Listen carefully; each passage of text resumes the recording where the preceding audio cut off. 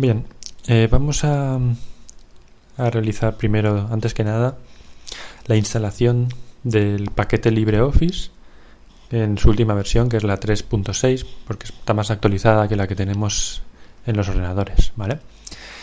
Si estuvierais en casa, pues lo que haríais es poner la dirección que estoy seleccionando, es .libreoffice.org, y desde ahí iríais a la página de descarga y podríais usar el instalador principal, pero como es muy grande, 205 megas, mejor vamos a usar la versión portable, que aparte de ocupar casi la mitad, pues nos va a permitir instalar el LibreOffice en el lápiz USB y poder utilizarlo tanto en casa como en el aula, siempre que usemos el lápiz USB, claro. Bien, pues nos lo vamos a descargar y lo vamos a instalar. El archivo de Portable Apps, en vez de, cuando estéis en clase, en vez de descargaroslo desde la página oficial, podéis abrirlo desde la carpeta compartida del aula.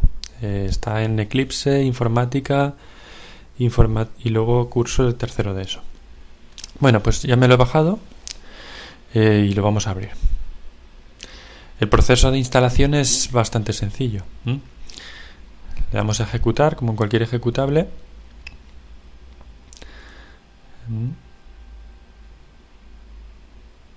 Y a continuación pues se va instalando. Le dais a español, elegís el lugar donde va a instalarse. Bueno, aquí le dais a siguiente. Y aquí sí que es importante que elijáis la ubicación de donde se encuentra vuestro lápiz USB, ¿vale? Normalmente está en mi PC, desde ahí podéis ver todas las unidades y elegís ahí pues vuestra unidad pendrive. Bien. Yo he elegido mi unidad F, pero parece que no funciona. Bueno, la E. Y luego lo instaláis. Esto tardará un rato, pero cuando os acabe saldrá esta pantalla y le daréis a ejecutar y terminar. Y esta es la pantalla inicial del LibreOffice, donde podéis abrir todas las aplicaciones de la suite. Tenemos un procesador de textos, hoja de cálculo, presentaciones, dibujo, y el que vamos a realizar es el de base de datos durante este trimestre. Le damos a abrir en base de datos y esta es la pantalla inicial que siempre nos muestra base. Tenemos dos opciones, la de crear una base de datos nueva o abrir una existente, ¿vale? Vamos a crear una base de datos nueva. Vamos a decirle que registre la base de datos en LibreOffice, porque de esa manera podremos utilizarla en las demás aplicaciones, en Writer o en Calc, pues para obtener información. Ya veremos para qué. Después le decimos que la vamos a abrir para editar, ¿vale? Y no vamos a usar el asistente. Vamos a finalizar. Ahora hay que grabar la base de datos, que quiero que os fijéis que acaba en extensión ODF. Bien, esta primera base de datos, pues todo grabadlo en vuestro lápiz USB si podéis, y también en vuestra carpeta Samba. Yo voy a crear una nueva carpeta llamada base, y ahí iremos poniendo pues las diferentes prácticas que hagamos, incluida esta. El nombre pues le vamos a poner contactos, ¿vale? Porque vamos a realizar una base de datos de contactos. Bien, y esta es la pantalla inicial de Paste ya para trabajar. Quiero que os fijéis que hay tres ventanas, una que pone base de datos, tareas y tablas, ¿vale? En la que pone base de datos, fijaos que tenemos 4 diferentes iconos. El de tablas, que es para crear, digamos, las tablas donde se almacenará la información. Y luego tenemos otros más, como el de consultas, formularios e informes, ¿vale? Pero el de tablas es el que vamos a utilizar solamente en esta práctica. Bien, pues también quiero que veáis que en tareas tenemos... Vamos a mirar un momento consultas. Las consultas lo que son es una forma de acceder a las tablas. Podemos, por ejemplo, si imaginamos que tenemos una tabla de contactos, las consultas nos permiten pues elegir los contactos que empiecen por la letra A o elegir los contactos que viven cerca de mí. Es una forma de filtrar la información. Los formularios son las pantallas que están llenas de botones y cuadros de texto y que nos dan la funcionalidad para usar las consultas de una forma sencilla. Veremos que se van encadenando. Los formularios usan las consultas y las consultas las tablas. Y por último tenemos los informes. Los informes se imprimen, son una previsualización de la información. Por ejemplo, en un formulario yo podría realizar una tarea de filtro de información y luego imprimir la información filtrada. Y bueno, eso es más o menos. Vamos a ir viendo pues cada uno de esos diferentes apartados y cómo funcionan de forma conjunta para crear aplicaciones de bases de datos. Y bueno, pues nada, ahora ya vamos a empezar a crear tablas. Fijaos que en las tablas podemos realizar la creación o modificación de tablas de 3 formas diferentes. La primera opción pone crear una tabla en modo de diseño, ¿vale? Donde pondremos pues los nombres de campo y las propiedades y los tipos de datos de la tabla, que ahora veremos lo que es. También podemos usar un asistente que nos facilitará la vida, pero vamos a primero usar la forma, digamos, directa. Aquí veis que al crear la tabla pues podemos poner los nombres de campo, el tipo de campo y una descripción, ¿vale? Pues vamos a ir añadiendo nombres de campo relacionados con una tabla de contactos, ¿vale?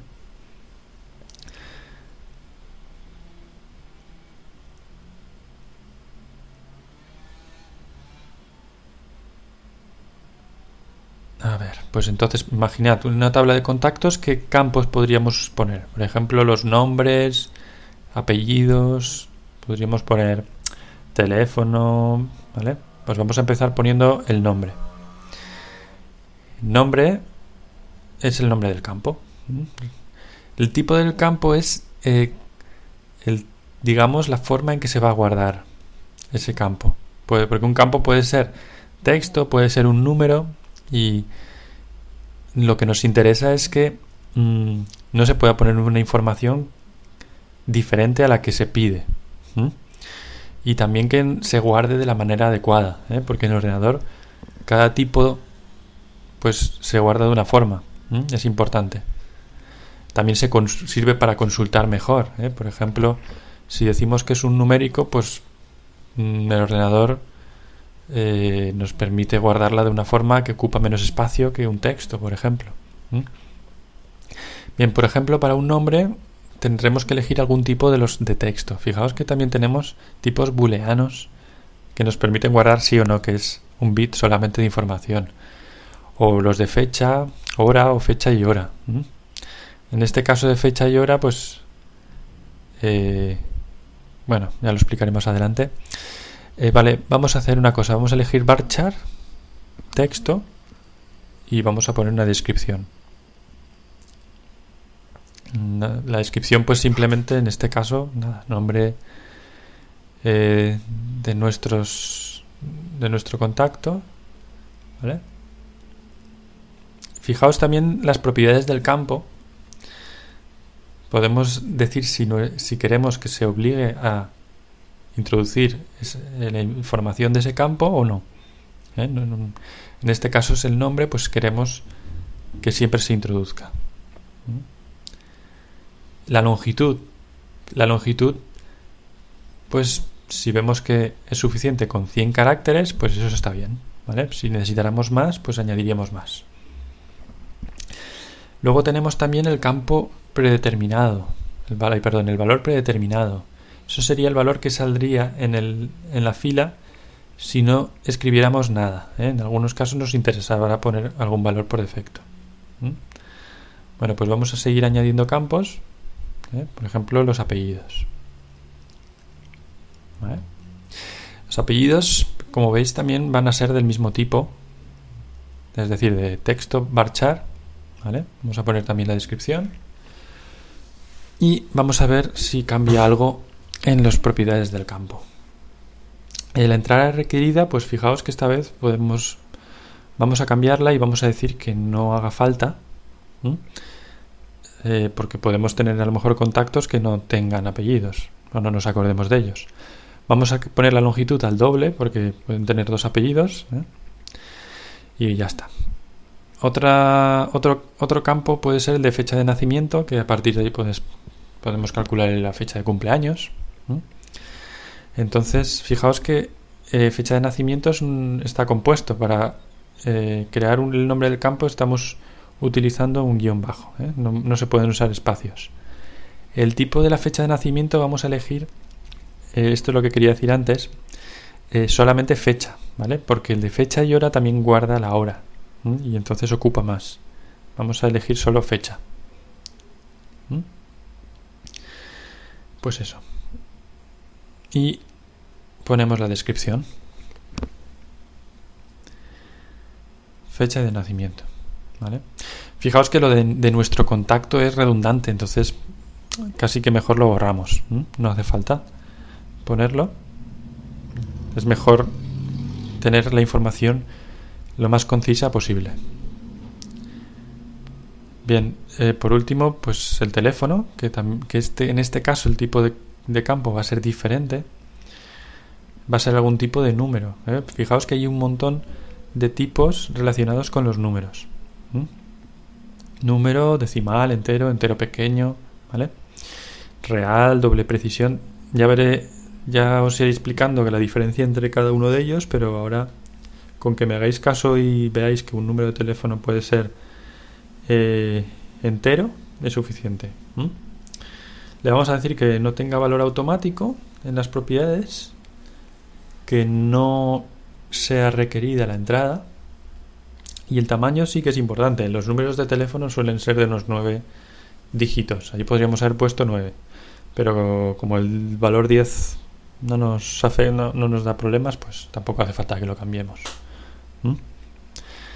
Y ningún valor predeterminado. Tenemos teléfono.